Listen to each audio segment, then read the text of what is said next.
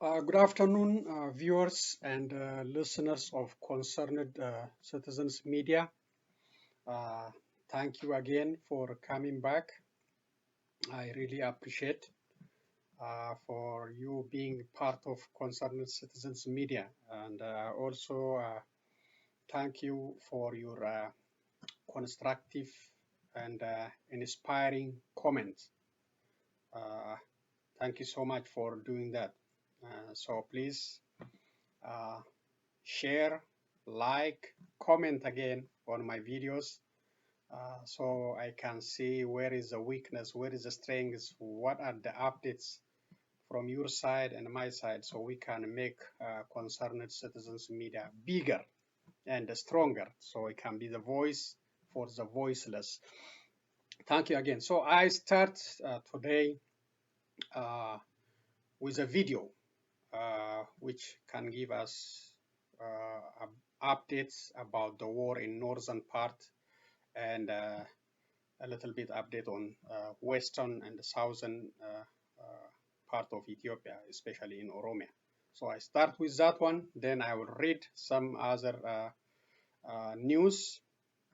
Finally, I will share a couple of videos before the closing. Thank you again. Let's listen to these updates about the war. So I shared from this guy. Good day and welcome to another edition of the Military and Foreign Affairs Network. I am your host, the voice of reason. In today's report covering the ongoing civil war taking place inside of Ethiopia, we continue to hear reports that the Oromo Liberation Army is picking up the tempo of its operations inside of the Oromia region. We're hearing about a number of towns that are starting to become under siege, where there are military units based in and around these towns, military units, security force units, federal police units of the Ethiopian army. We also continue to hear about supply disruptions, major arteries being shut down by the Oromo Liberation Army as it continues an uptick in its operations in conjunction with the Tigrayan Defense Forces. So again, we do know that there has been an informal alliance, possibly some sort of formal alliance between the OLA and the TDF, and we will see how deep that alliance actually goes in the coming days, weeks, and months. But it would look like after that announcement was made recently, we are starting to see a significant uptick in the operations that are being conducted by the Oromo Liberation Army. Now, that's not to say that operations were not going on prior to that. They actually were, and they were actually picking up as well in terms of the aggressive nature of some of these operations. And we've seen that going back for several months now. What's going on in the north as the Tigrayan Defense Forces continue to push along the south central front. The TDF has now pushed past Wakale. Fighting is still ongoing in the vicinity of Wakale as the TDF pushes further south. And we are continuing to hear reports that some units of the TDF has indeed pushed as far as Hayek and will continue to push south towards Salula. And that would be the gateway to a direct assault or a more of a development operation against the city of Dese and Kombolcha. We continue to see reports coming in of the advance from Weldia west, which would appear to have the primary focus of seizing control of Debre Tabor, and then the vital road junction that leads to Gondar and Bahir Dar. But we can confirm that both Debre Zabit and Nefes Micha have come under the control of the Tigrayan Defense Forces. There are still reports of fighting in this area as the Tigrayan Defense Forces continue with cleanup operations against Amhara paramilitary militias. These forces, in terms of the Tigrayan Defense Forces, will continue to push west of these two cities as they again look to sever the vital road junction to Bahir Dar and Gondar. There has been some reports coming in from Ethiopian state media which would make claims that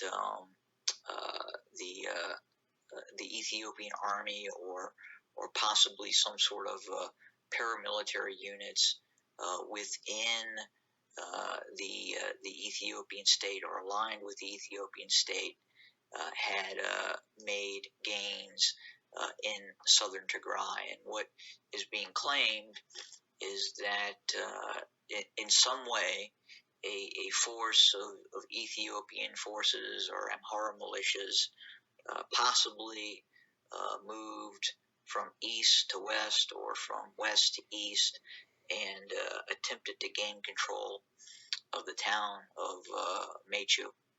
Now, I would have to ask the question if the Ethiopian state and these Amhara militias as allies are not able to conduct defensive operations to hold major towns and cities such as Waldia, Mersa, Kobo, and Lalibela, and now even farther west with Debre Zabit and Nefes Micha.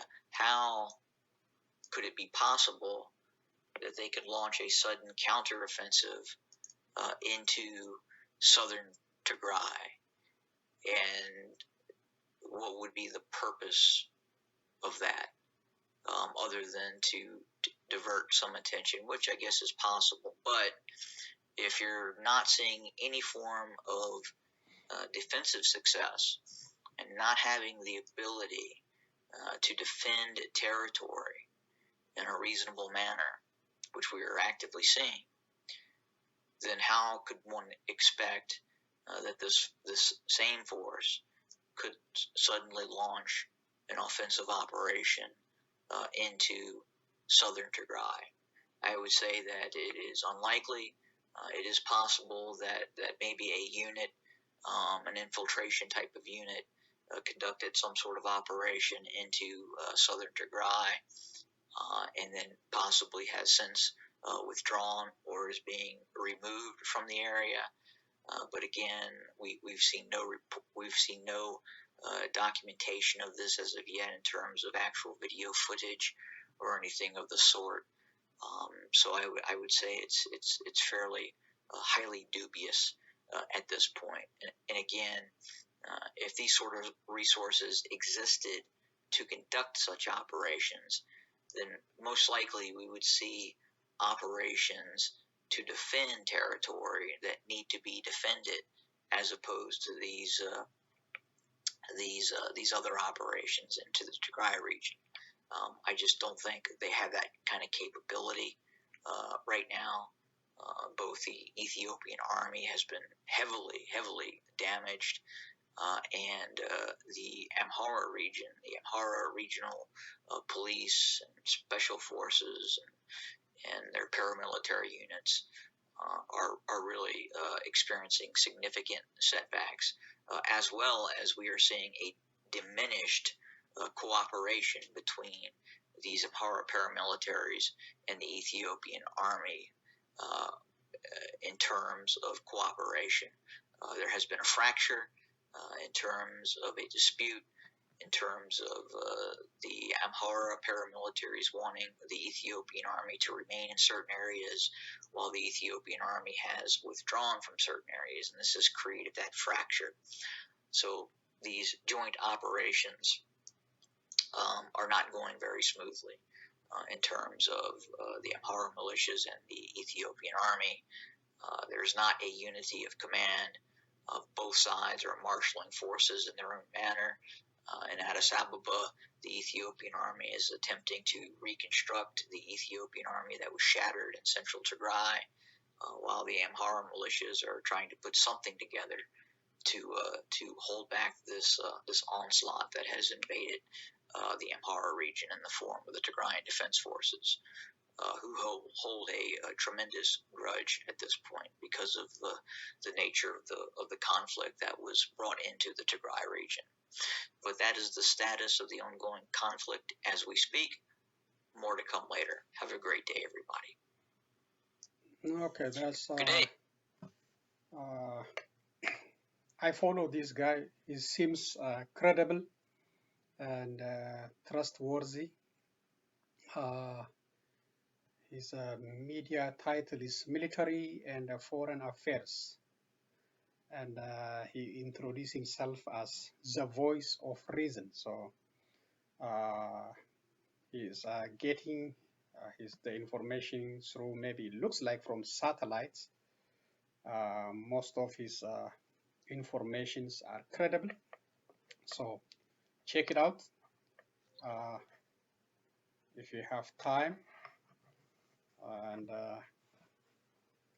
so that's the general update in the northern part of Ethiopia about the war going on in that area, and also with the operation happening with Oromo Liberation Army in the western Wallagga and Guji, this area. So he gave us, the general view of those areas. He said the war is still heavy around the towns he mentioned, like Nefas Mocha and all others. So we will follow it, and we'll report to you. So it's very interesting to follow this guy. He's not lying like the Ethiopian Prosperity Party officials and their cadres, more credible than them. Okay, that's the update. I will come back to the other videos, but let's read the news I have for today, August 14, 2021. Thank you again for coming back. Here we go.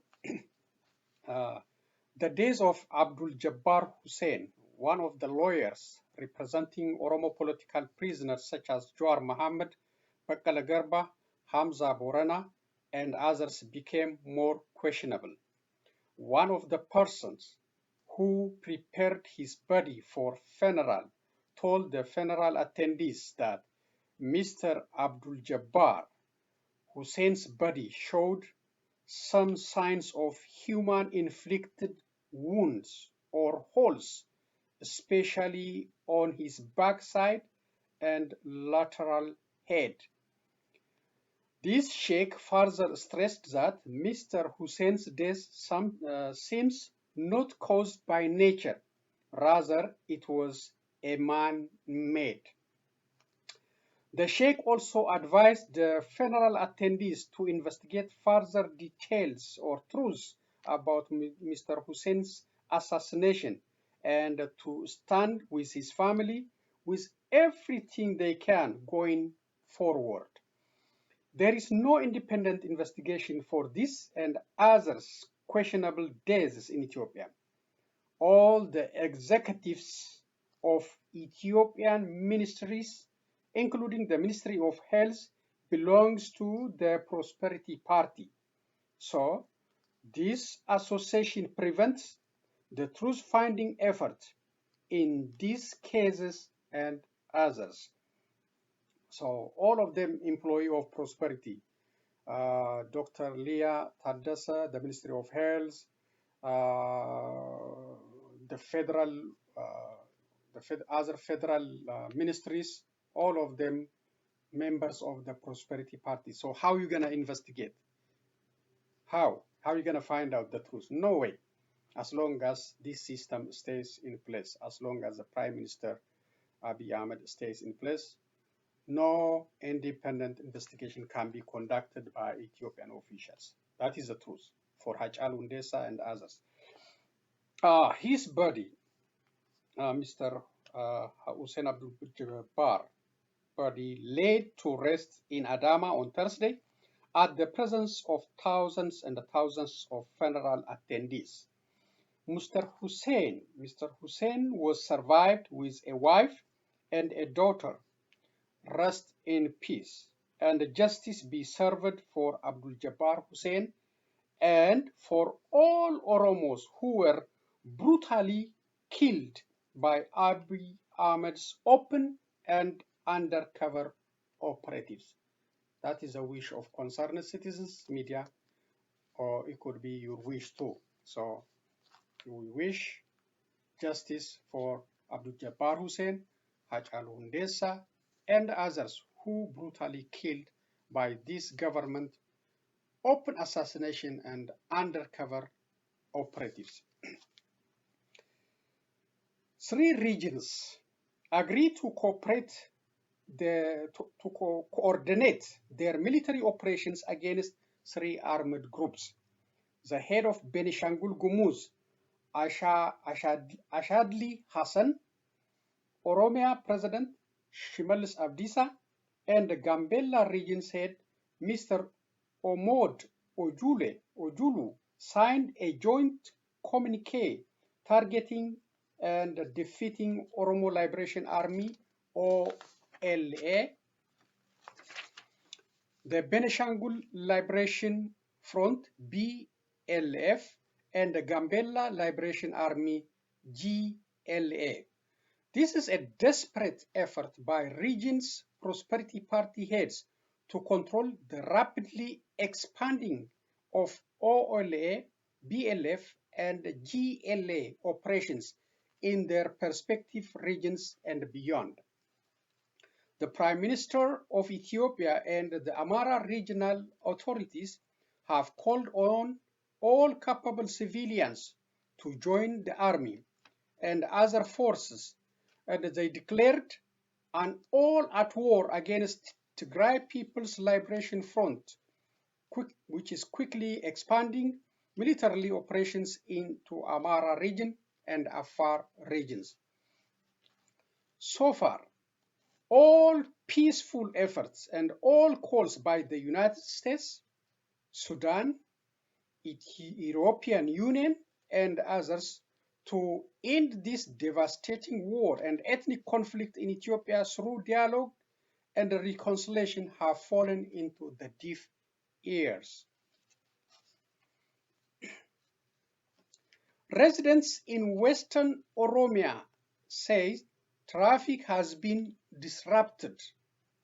Residents said that the main roads were closed due to militants operating in Kellam, Wallagga, Western Wallagga zone.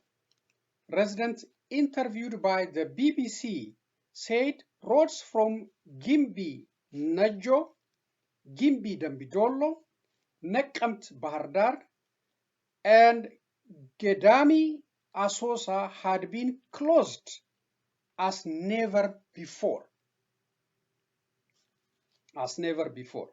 Oromo Liberation Army's head, General Kumsa Deriba, or Jal Marro by his nickname, has claimed his forces controlling several rural areas and small towns in western, southern, and central zones of Oromia region.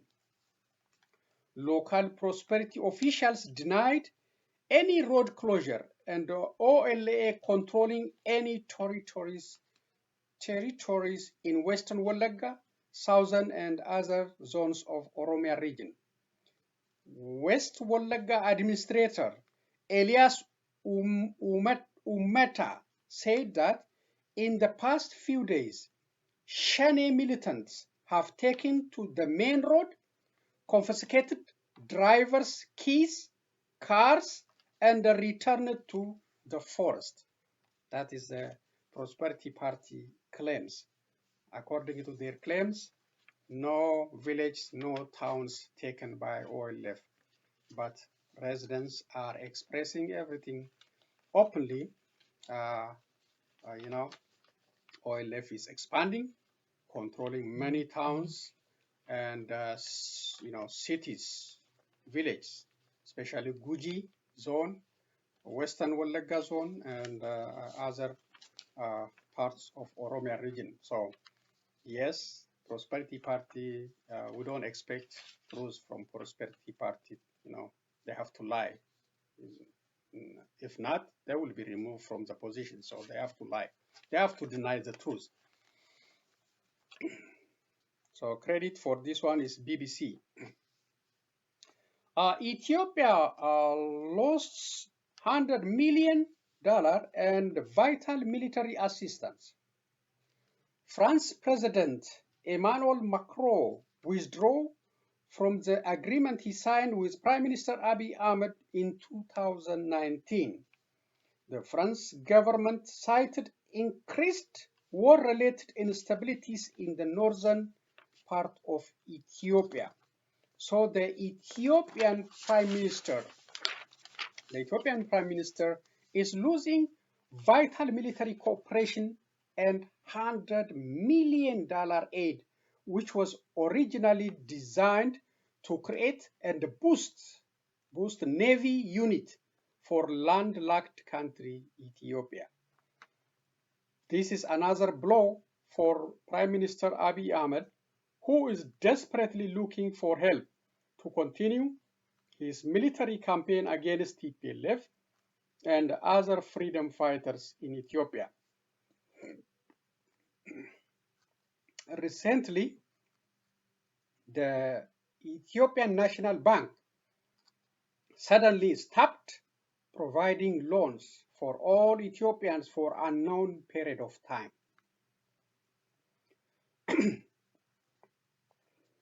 Excuse me. Ethiopia, under Prime Minister Abiy Ahmed, is dealing with huge militarization of its citizens, multiple wars, several command posts, economic downturns, inflation, life expenses, high unemployment rates, unprecedented ethnic tension, lawlessness, lack of accountability, global isolation, and several other challenges. You cannot even count the problems that country has under this guy, under Abiy Ahmed leadership. Too many problems. Too many problems. Too many. I don't know what he's waiting for. The seat is, going down, collapsing, and the country is collapsing under his leadership. Too many problems.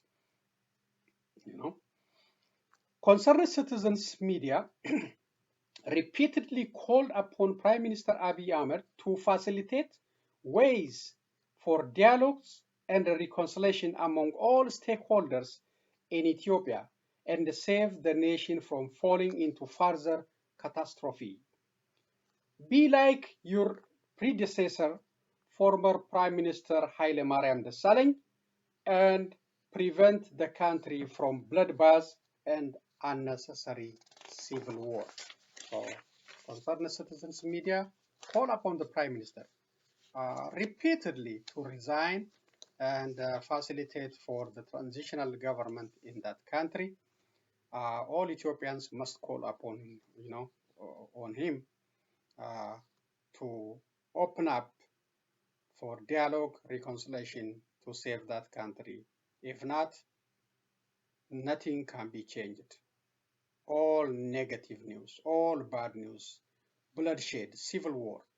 Yes, he got motivated the people with their propaganda. He got the, maybe he got resources. I don't know where these resources coming. I think the country is broken, but they are using whatever they have to move their war with their war, but it's not effective strategy. It's better to settle these things through dialogue and reconciliation, open up the gate for everybody to join, discuss, and have idea to save the country, or how can Ethiopians live together without insulting each other, without cursing each other, without degrading each other, without killing each other. It's supposed to be open, but this guy, he will die for that chair. He will not open up. He will wait for somebody to come and remove it. That is the situation with him. But we advise him, we have to call upon him, be like the Prime Minister Haile Mariam Desalegn. Check, everything is not working. Check your around. Don't listen to that lady who advised you to, to be suspicious of everybody around you, including the drawers, who is, winged snakes and others. No, that's not a good advice. She's evil. So see your surrounding, see how your leadership is affecting the country. Look the bloodshed you are causing, and then leave the position. Give it up for dialogue and reconciliation. Okay, that's my advice. I hope it will be the advice of the majority. I know the Amaras still with him. They support him, even though the direction is wrong, even though too much bloodshed is, in that country, still they are behind him. Okay, U.S. Special Envoy to visit Ethiopia, Djibouti, and the United Arab Emirates. The United States President Special Envoy for the Horn of Africa will begin a three-leg Africa Middle East tour this Sunday. Jeffrey Feltman will visit Djibouti, Ethiopia, and the United Arab Emirates on August 15 to 24, the United States Department said in a statement late Thursday. Special Envoy Feltman will meet with senior officials in the three countries to discuss opportunities for U.S. to promote peace and support the stability and the prosperity of the Horn of Africa, the statement said. His visit to Ethiopia comes in the backdrop of a government counter-offensive against the Tigray People's Liberation Front, TPLF. The United States has been pushing for dialogue between the Ethiopian government and the TPLF, a call opposed by Prime Minister Abiy Ahmed because the country's parliament has declared the group a terrorist organization. That was a rash blaming or blacklisting TPLF and Onak Shene. To avoid dealing with the global community, they have to name, give terrorist a name. Or if you name it, terrorist, certain organization, the Western country, is it a terrorist? So they don't want to, pressure the Ethiopian government to deal with it. That's why they rush the parliament, the Abiy Ahmed parliament, to immediately, without any discussion, without any question, named these two organizations as terrorist organizations. Now, how are they going to deal with it? TPLF is stronger. Onak Shane is stronger. How is they going to deal with it? They have to deal with it. They have to remove the name from terrorist organization to legitimate organization by new parliament, which might be formed in next couple of months. They have to do it. If not, it could not be, it cannot be legal to deal with a terrorist. That's what they say. Okay. And the credit for this one is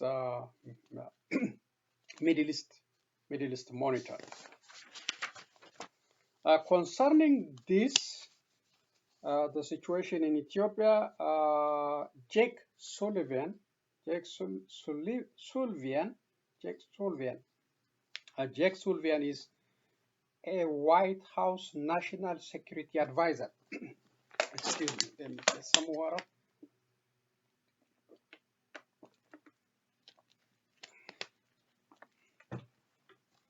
Jake Sullivan tweeted the following. I said Jake Sullivan is a White House National Security Advisor. Here we go, his tweet.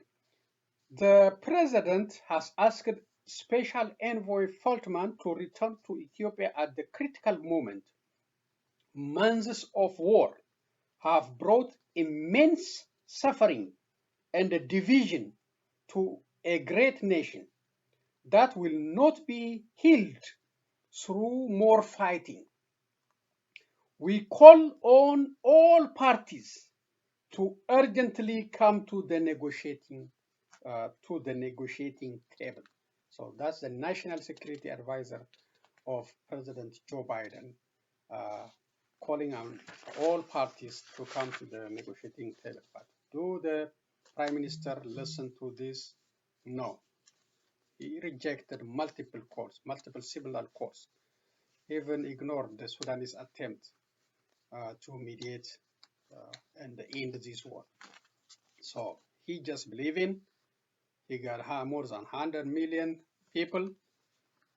He got resources from the public. He will get it by force. He used all the resources of the government. Nobody is challenging him. Nobody is asking him. He will use all the resources to cause the bloodshed and keep his power. That's what they plan. But I hope he will change. I hope he will resign before too late. Sudan wants to get advanced military technology from Turkey, said Abdul Fattah al-Burhani, head of the Transitional Sovereign Council, on Friday. Al-Burhan made his statement during a visit to the Presidency of Defense Industries in Ankara before his return to Khartoum at the end of a two-day working visit. On Thursday, Al-Burhan met with President Recep Erdogan of Turkey and issued a joint statement with him about the need to develop bilateral relations. The two leaders also witnessed the signing of a number of agreements between the two countries in the fields of military, foreign, economic, agricultural, media, and energy relations. The two countries said they want to promote business and trade as they target 2 billion next year. Trade between Sudan and Turkey reached 480 million in 2020. On Friday, Al-Burhan was accompanied by Turkish Vice President Fuat Oktay in his visit to the Presidency of Defense Industries. Sudan looks forward to get a great deal of advanced technology in the Turkish defense industry, Al-Burhan said in a statement released by the presidency at the end of his visit to the military complex.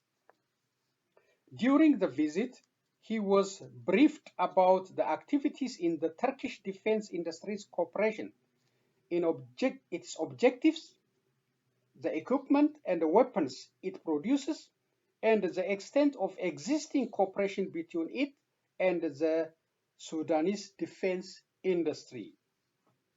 For his part, Oktay affirmed his country's readiness to cooperate with Sudan as a sister country to develop its defense industries and to provide the needed financial facilities in this respect.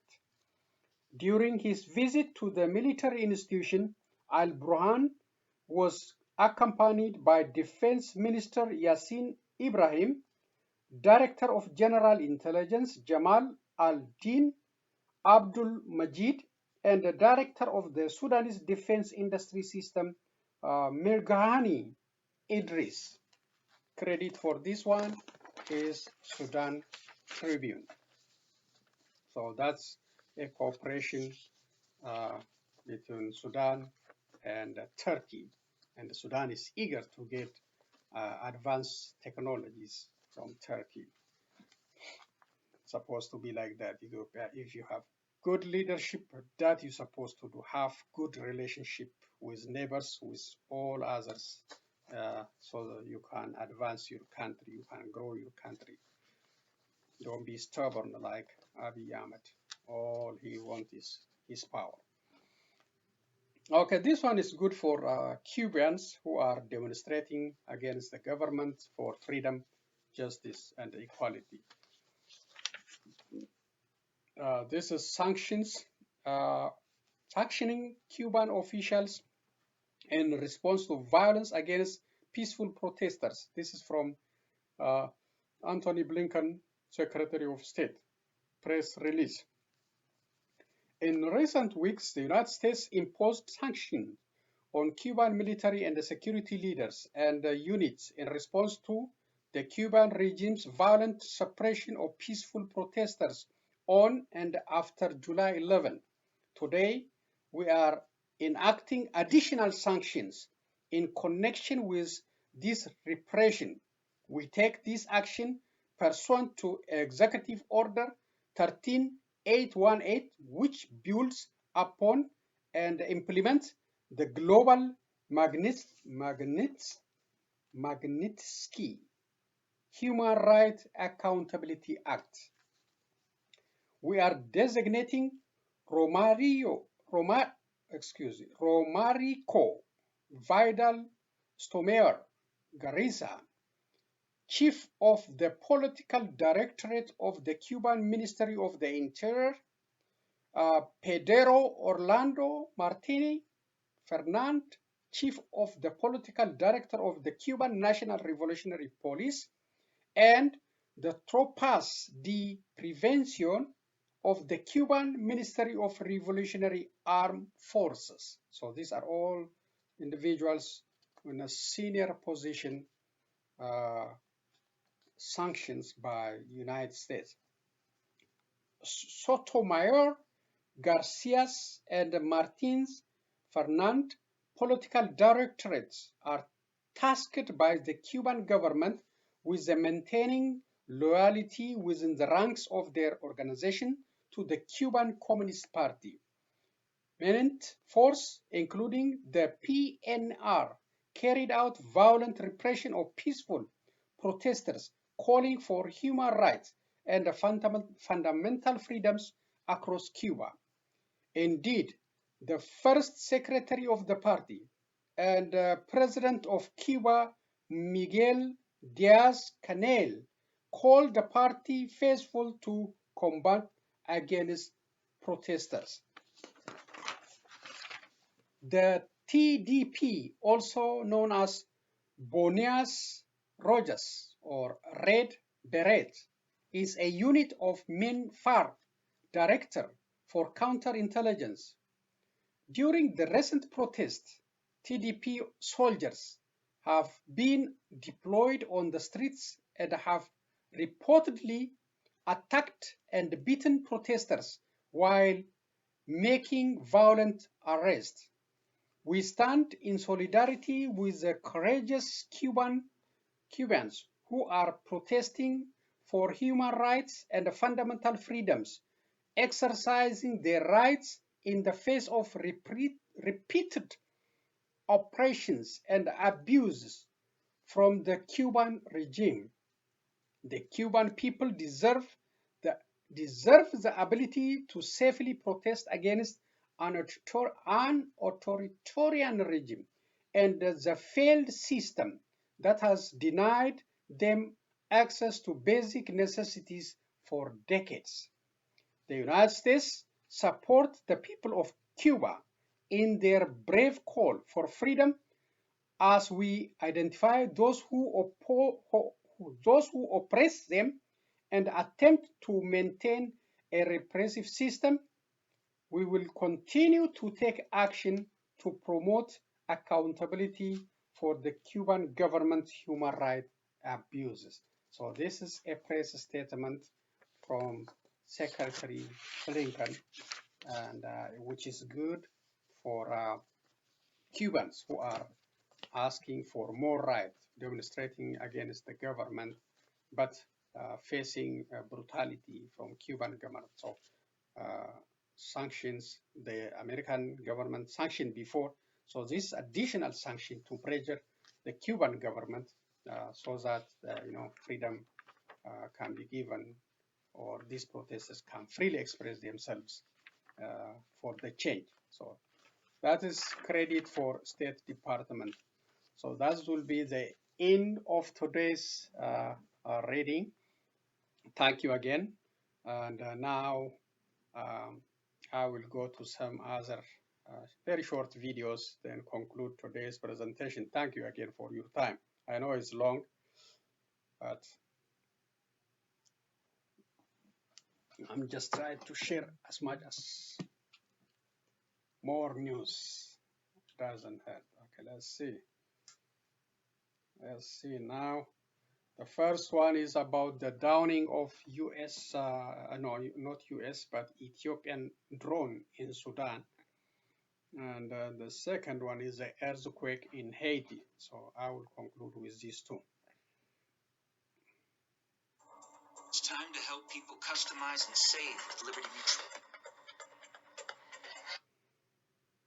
A source in the Sudanese armed... Okay, hold on. Hold on. Hold on, okay. There we go. Oh, sorry again. Okay.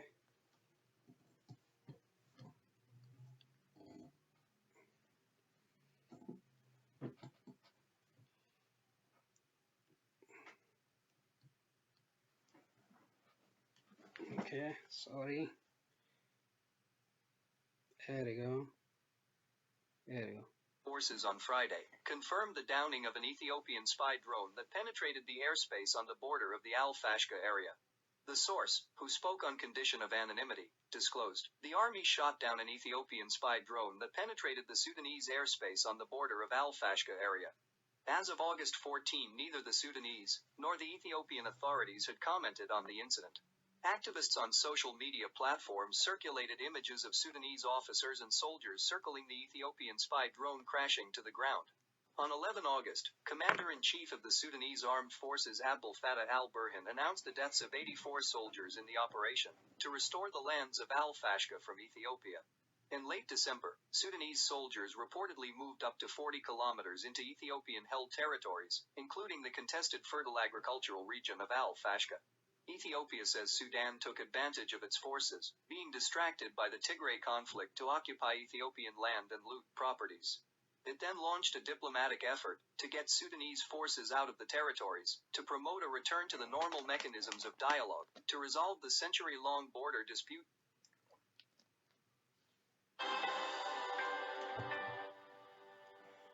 A powerful 7.2 magnitude earthquake has struck Haiti, prompting a red alert from the U.S. Geological Survey for what it expects will be many casualties. Buildings have collapsed and a number of deaths have been reported. The epicenter was about 160 kilometers west of the capital, Port-au-Prince. The disaster-plagued nation is still recovering from the earthquake in 2010 that killed more than 200,000 people. Let's cross live to Heidi Jo Castro in Washington, D.C. So, Heidi, tell us what more we know about this at the moment. Well, Hassan, we know that this quake struck at about 8:30 local time in the morning in Haiti. That was about 2.5 hours ago, and the country's new Prime Minister, Ariel Henry, has confirmed that there are deaths, though the official numbers may still take a while to come in due to the communication breakdown that's part of the destruction here. The U.S. Geological Survey has issued a red alert for the likelihood of high fatalities, saying that the high casualties are probable and that the damage is widespread. Now, of course, this couldn't come at a worse time for the worst circumstances. Haiti is still struggling to recover from the magnitude 7.0 earthquake that hit in 2010, which was smaller than the 7.2 magnitude measured this morning. That earthquake, of course, leaving close to 300,000 Haitians dead, destroying homes for 1.5 million. Now we're seeing images from social media of crumbled buildings, of hospitals that have been devastated, others overwhelmed with a number of people streaming in with injuries. And of course, Haiti is still going through its political crisis after the assassination of its president just 5 weeks ago.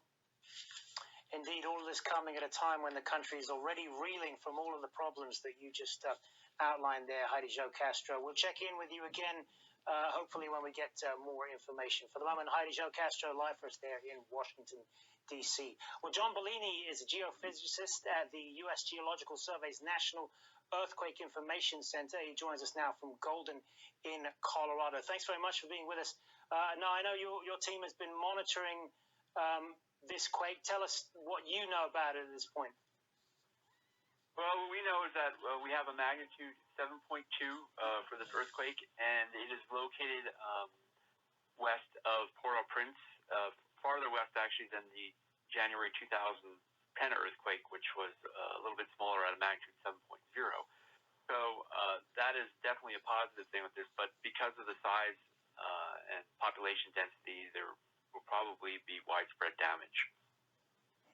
And what sort of damage? I know information is sketchy at the moment, and this may be a little speculative, but give us a sense of the kind of damage that an earthquake like this on this magnitude could do in a country like Haiti, where the infrastructure is already not particularly strong. And as we said at the top there, the country is still recovering from that devastating earthquake of 2010.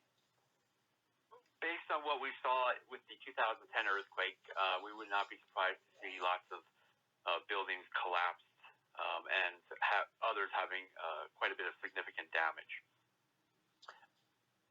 And how long would it take for to fully assess the kind of damage that would be done after a quake like this? Well, we don't do damage assessments directly, but because of the location and the nature of the situation there, damage assessments, something that's going to take some time. Good to speak with you, John Bellini. Thanks very much for being with us. Okay, thank you, Al Jazeera, for that reporting. And it's horrible, very horrible for Haiti, for Haitian people. It's very sad. This thing keep coming back. It happened in 2010. Many people died, many distractions, so many lives destroyed, so many properties destroyed. In addition to all the problems, economic, political instability is horrible for Haitians people. Very poor people. And the nature is not on their side. Plus all this political instability, economic downturn. I don't know where they can go. I have no idea, really. Okay, one last video. which is going to show you how our democracy in America is start going down to the toilet. It happened on January 6th, is it January 6th, in the capital here? So many pro-Trumpers gathered there, caused the deaths of 5 people, including the police officers, caused terror in that building, the Capitol building, broke the properties. There's not much happened today. Yeah, that is an indication where our democracy is heading, especially for those privileged individuals. This is the one I'm going to show you is happened after a school board meeting, in a school board meeting about face mask. Just simple thing, face mask. But became life-threatening for those who supported the face mask. It happened through vote. We're supposed to respect vote when we lost based on the majority vote. That's the democracy of the United States. It's a symbol for other countries too. That's what we want to promote. But what we're doing here is breaking that system because of our privilege. We cannot be arrested. We cannot be challenged. You see who are doing this, who are the police officers watching them, mostly standing silent when these people are threatening, almost killing the doctor who voted for who voted in the school board meeting for the face mask requirement or mandate.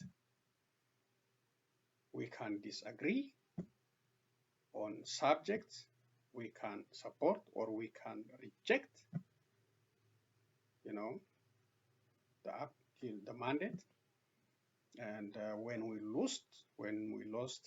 the other side win, we're supposed to respect, not fighting, not threatening others.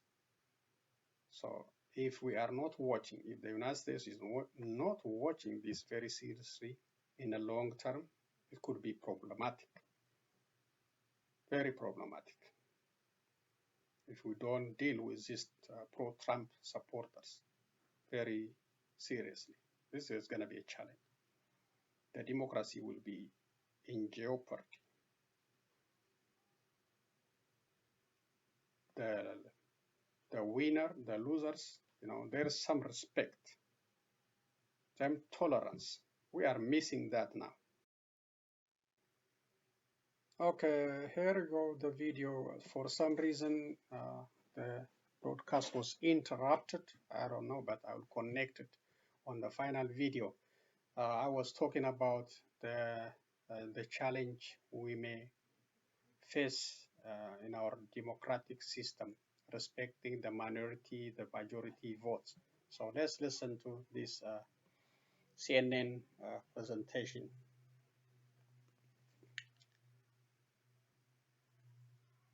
There you go. Who is also a doctor, at the meeting where this happened, explaining why he supports masks in schools. At my hospital, we're seeing otherwise healthy people in their 30s and 40s getting sick, and the case counts are going up exponentially, and some are dying. And we have to do everything we can to protect the whole community, and that means the people in this room that don't agree with me and their kids in the classrooms. If we don't do this, we're going to have school shutdowns and quarantines and needless tragedies, and I don't want that for my community. Again, a majority of parents in the country do support masks, but a vocal and in some cases angry minority do not. And after this Tennessee meeting we just showed you there, some of that minority became threatening and harassed people wearing masks as they left. No more masks! No more masks! No more masks! No more masks! Child abusers! You are child abusers! Nobody's taking notes, buddy. We know who you are. We know who you are. Keep it calm. No more math. Keep it calm. Keep it calm. No more math. We're on these guys' side. They're on our side. No, they're not. They're not on our side. The police are on our side. The police are on our side. Calm down. Yes. Calm down. We know who you are. We know who you are. You can leave freely, but we will find you, and we know who you are. We know who you are. You will never be allowed. I know who you are. I know who you are. I know. That was a terrifying scene after the meeting you were at. Now, I have to be clear, you were not personally threatened because you left earlier. I think because you were afraid of the direction things were going in. But what's it like for you to watch that? What's it like for you to watch that video? It was shocking. I left after the public speaking portion of the meeting. I spoke, I said my piece, and the energy in that room was hot, and I knew that things were going to get a lot worse. And my wife was there; she's a medical professional too. So we decided we needed to go during the recess. So we walked out, and at the time we walked out, there was a crowd outside. They were chanting. They responded to us when we walked out, and it was intense.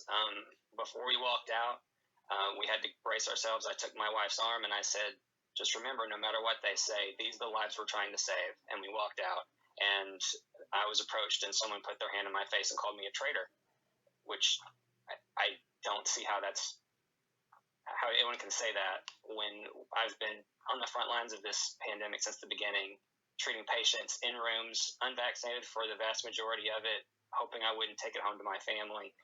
And for someone to say that, it's mind-blowing. And it wasn't until the next morning that someone showed me this video, and I was shaken. I was very, very, very scared by that. Yeah, so that is the challenge I was talking about. So how we gonna have a debate about some issues, face mask or health care or whatever the issue? How can you vote and go home safely if this thing continue, if this thing is not handled in a proper way? Just threatening for using the face mask at the presence of the police officers. Somebody you didn't hurt anybody, you just use face mask. They say no more face mask, no more face mask. We know where you are, we know. This is life-threatening situations, but ignored. And others can do more harm if you don't handle these small things. They're crossing the freedom line. When you are going to somebody's car, deep into his territory, into his face, that's not a freedom. That's not a democracy. So that's beyond the limit, and they should be handled. If not, we cannot be a symbol of democracy for others. I know Trump taught us something bad like this through his rhetoric and other expressions, disrespect for the law, disrespect for politicians. I'm glad he's gone, but these are the problems came through his advice. So our legal system should find a way to slow down this thing, to handle these abusers under freedom of expression. So I want to just shine a light to it. It's very bad for the country, and we are the land of democracy, we are the land of freedom, but we have to have a limit too, and we have to respect the majority vote when we are voting. That's the system. That's we elect our president. That's why all elect our representatives by the majority vote. All the laws, whether in the Senate, whether in the House or local level or federal level, regional level, all is the majority vote. So we have to, respect that and not to threaten others' safety. So let me conclude by saying this. I hope this war will come to an end. I hope Prime Minister Abiy Ahmed will resign.